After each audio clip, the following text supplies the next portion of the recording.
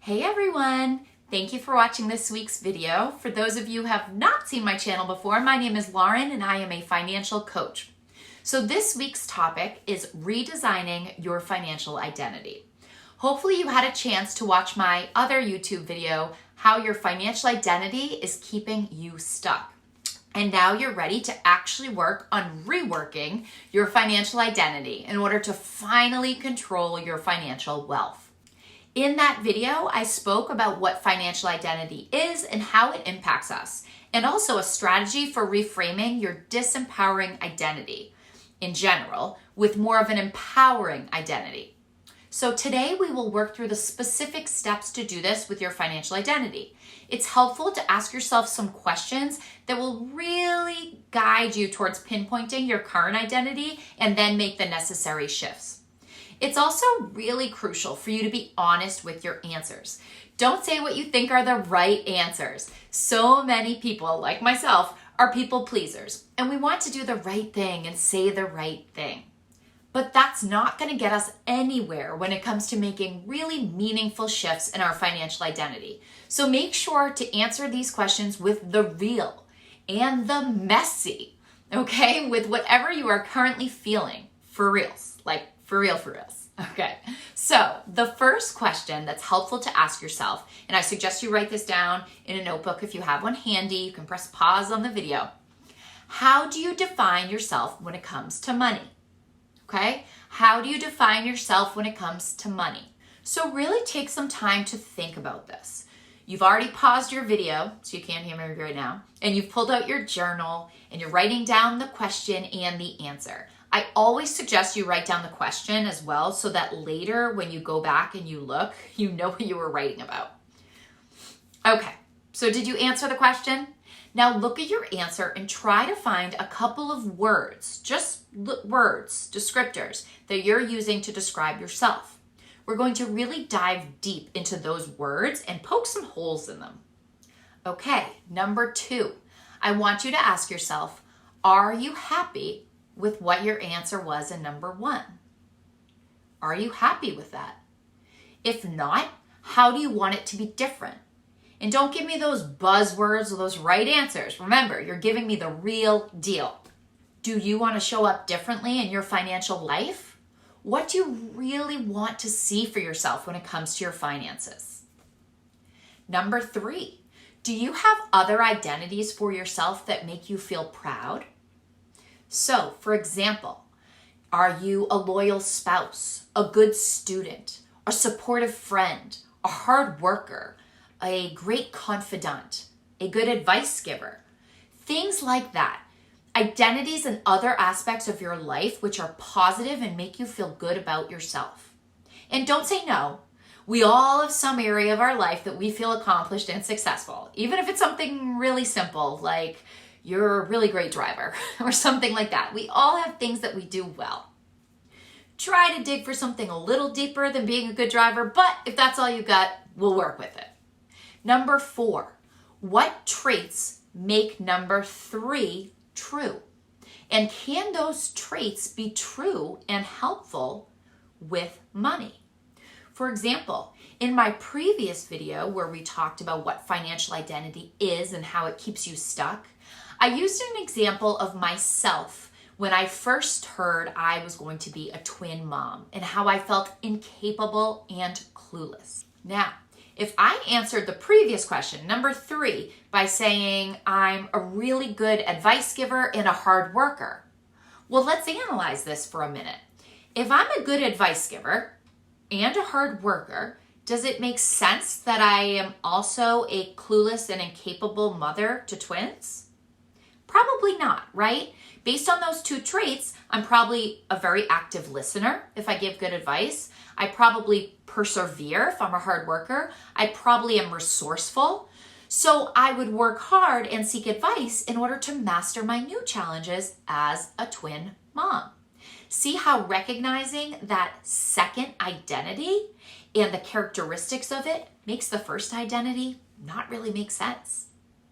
So now look at what you wrote for number 1. Do those words that you chose to describe yourself, remember you were to underline or circle a few words, Do those words that you use to describe yourself sound like someone who could also have the traits that you just wrote for number 4? Haha, gotcha, didn't I? What do these traits say about your character that could also be beneficial to the way you view your financial identity? Even if all you could think of was being a good driver, okay? That example. Maybe you're a good driver because you're alert, you're coordinated, you're patient. If you're not sure how to identify traits, you could literally Google traits of a loyal friend, traits of XYZ, and it will tell you your good traits that you can write for number 4. Number 5, the next thing I want you to ask yourself is, who do you admire in life? Who has the business or financial success that you want for yourself? And I mean specifically, like give names, people. I don't need their social security number, but at least their first and last name. Okay, number 6. Now that you've picked 1 or even 2 successful business minds that you admire, how do you think they handle money? And you can't answer, I don't know. If they are a famous person, look it up with good old Google. If they're a friend or family member, just ask them. People love to talk about themselves. So you've Googled or you've asked them.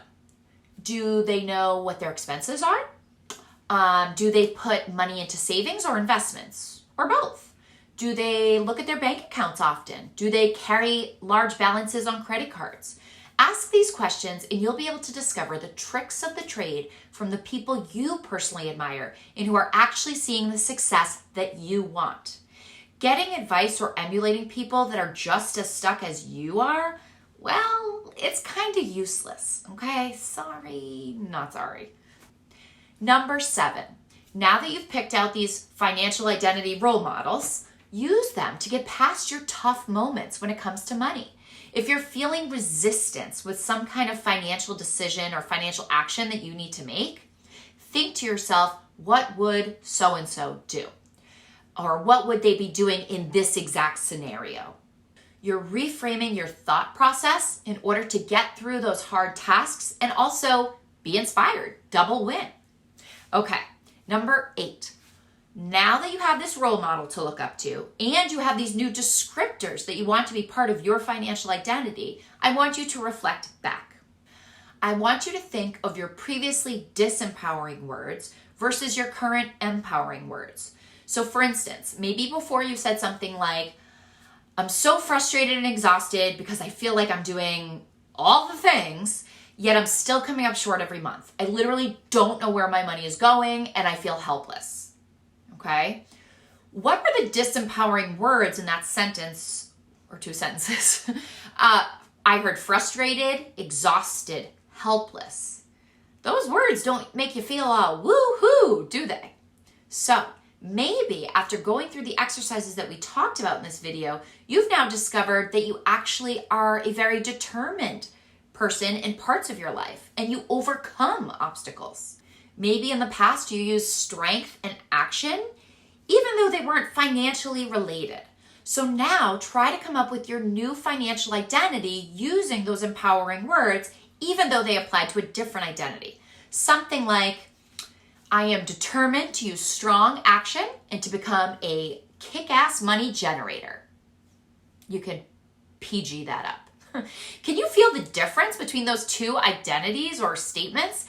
And it's not like you're telling yourself some lie. Based on the previous example, you are a determined person and you do use strong action in a different identity in life. But if you take those descriptors and those identities and apply it towards financing, you will be a kick-ass money generator, like we claimed.